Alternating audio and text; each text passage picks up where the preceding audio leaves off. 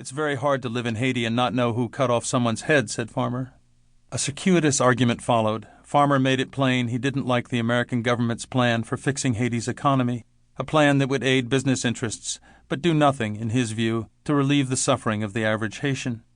He believed that the United States had helped to foster the coup, for one thing by having trained a high official of the junta at the U.S. Army's School of the Americas. Two clear sides existed in Haiti, Farmer said, the forces of repression and the Haitian poor, the vast majority. Farmer was on the side of the poor, but, he told the captain, it still seems fuzzy which side the American soldiers are on. Locally, part of the fuzziness came from the fact that the captain had released the hated nerveux juste. I sensed that Farmer knew Haiti far better than the captain, and that he was trying to impart some important information. The people in this region were losing confidence in the captain, Farmer seemed to be saying, and this was a serious matter for a team of 9 soldiers trying to govern 150,000 people. But the warning wasn't entirely plain, and the captain got a little riled up at Farmer's denunciation of the School of the Americas. As for nerveux juste, he said, "Look, that guy is a bad guy. When I do have him in the evidence, I'll slam him." He slapped a fist into his hand. "But I'm not going to stoop to the level of these guys and make summary arrests." Farmer replied that it made no sense for the captain to apply principles of constitutional law in a country that at the moment had no functioning legal system. Juste was a menace and should be locked up. So they reached a strange impasse. The captain, who described himself as a redneck, arguing for due process, and Farmer, who considered himself a champion of human rights, arguing for preventive detention. Eventually the captain said, "You'd be surprised how many decisions about what I can do here get made in Washington." And Farmer said, "I understand you're constrained. Sorry if I've been haranguing." It had grown dark. The 2 men stood in a square of light from the open barracks door. They shook hands.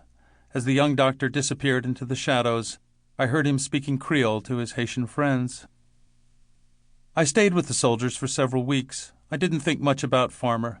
In spite of his closing words, I didn't think he understood or cared to sympathize with the captain's problems. Then, by chance, I ran into him again on my way home on the plane to Miami. I sat with him for a while. I had dozens of questions about Haiti, including one about the assistant mayor's murder. The soldiers thought that voodoo beliefs conferred a special weird terror on decapitation. "Does cutting off the victim's head have some basis in the history of voodoo?" I asked. "It has some basis in the history of brutality," Farmer answered. He frowned, and then he touched my arm, as if to say that we all ask stupid questions sometimes. I found out more about him. For one thing, he didn't dislike soldiers. "I grew up in a trailer park, and I know which economic class joins the American military," he told me. He also said he realized that usually they're not the ones making the bad policies. He confirmed my impression that he'd visited Captain Carroll to warn him.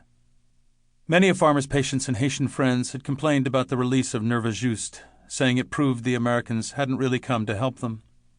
Farmer told me he was driving through Mirebalais and his Haitian friends were teasing him, saying he didn't dare stop and talk to the American soldiers about the murder case, and then the truck got a flat tire right outside the Army compound, and he said to his friends, "Aha, you have to listen to messages from angels."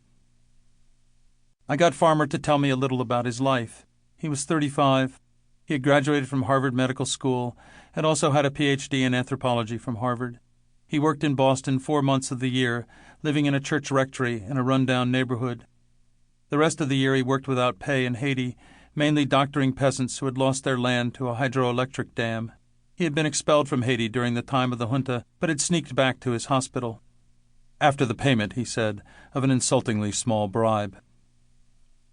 A few weeks later, I took him to dinner in Boston, hoping he could help make sense of what I was trying to write about Haiti, which he seemed glad to do. He clarified some of the history for me, but left me wondering about him. He had described himself as a poor people's doctor, but he didn't quite fit my preconception of such a person.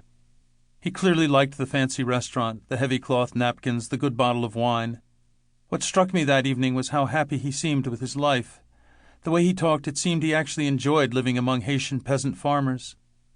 At one point, speaking about medicine, he said, "I don't know why everybody isn't excited by it." He smiled at me, and his face turned bright, not red so much as glowing, a luminescent smile. It affected me quite strongly, like a welcome gladly given, one you didn't have to earn. But after our dinner, I drifted out of touch with him, I think because he also disturbed me.